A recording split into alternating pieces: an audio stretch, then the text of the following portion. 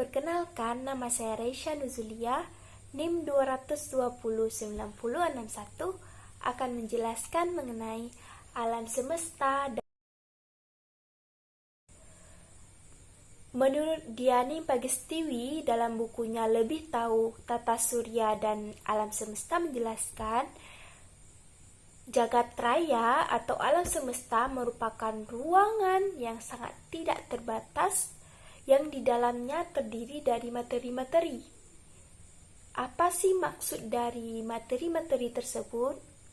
Materi-materi tersebut meliputi langit beserta isinya dan bumi beserta isinya. Dari jurnal yang berjudul Konsep Alam Semesta Menurut Al-Quran yang ditulis oleh Ade Jamaluddin, yang menjelaskan bahwa hakikat dari alam semesta itu adalah wujud kekuasaan Allah, wujud dari keesaan Allah, wujud dari kekuatan Allah, dan wujud dari belas kasihan Allah kepada makhluknya. Sebab tidak terjadinya alam semesta tanpa ada kekuatan dari Allah Subhanahu wa Ta'ala. La haula wa la quwata illa billah.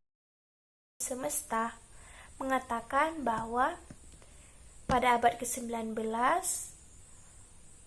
realitas penciptaan dari alam semesta diingkari karena ada paham materialisme yang berasal dari Yunani kuno. Dalam pandangan atau paham materialisme tersebut menyebutkan bahwa alam semesta ini memang sudah ada dan akan selalu ada. Artinya, menurut mereka alam semesta ini akan abadi. Dan mereka menolak penciptaan dari alam semesta. Namun, pada abad ke-20, paham atau pandangan dari materialisme ini dibantahkan dengan adanya penemuan dan riset-riset.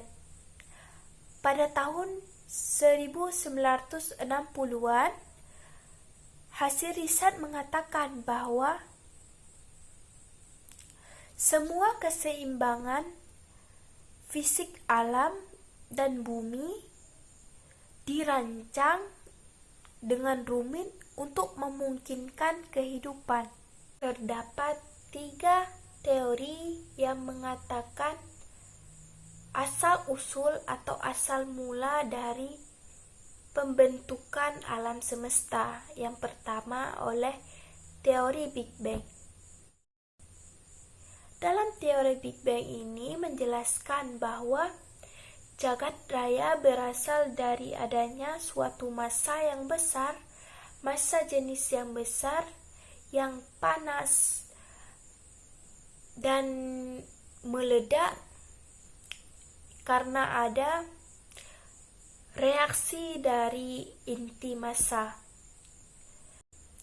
Dalam teori ini, sesuai dengan Al-Quran Anbiya ayat 30 yang menjelaskan bahwa alam semesta yang meliputi langit dan bumi ini pernah bersatu dan Allah memisahkannya.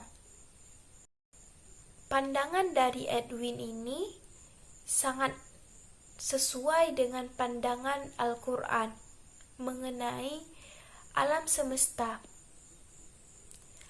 Langit dan bumi pernah bersatu, kemudian Allah pisahkan.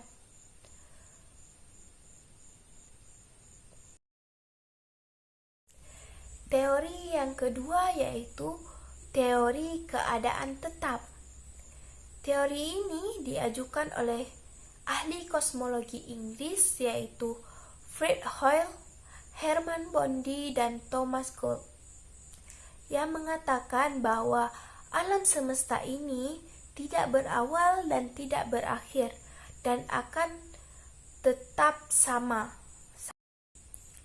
Di dalam teori keadaan tetap ini menjelaskan bahwa alam selalu berkembang atau memuai dengan tetap dengan menghadirkan materi-materi baru yang terus tercipta.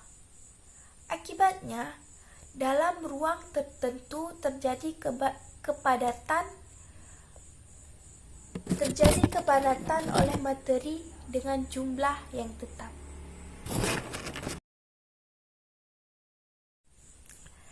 Selanjutnya, teori osilasi, yaitu teori perkembangan.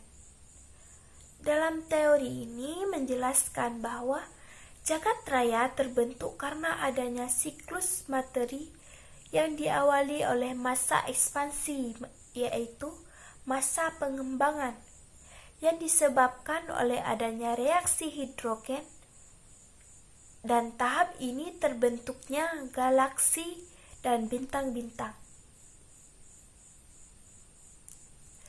Tahun 1922,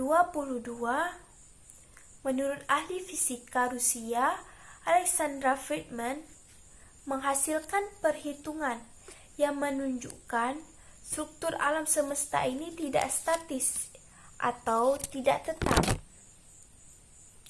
Dan impuls kecil mungkin cukup menyebabkan struktur keseluruhan mengembang atau mengerut. Georges Lemaître, astronomi Belgia, juga mengatakan bahwa alam semesta ini mempunyai permulaan dan ia mengembang sebagai akibat dari sesuatu yang telah memicunya. Salah satu pemicunya yaitu akibat tingkat radiasi yang digunakan sebagai akibat dari ledakan. Demikianlah penjelasan dari saya. Mohon maaf bila banyak kesalahan. Kesalahan hanya milik saya dan kebenaran hanyalah milik Allah Subhanahu wa Ta'ala. Saya akhiri. Wabillahi taufik walhidayah. Wassalamualaikum warahmatullahi wabarakatuh.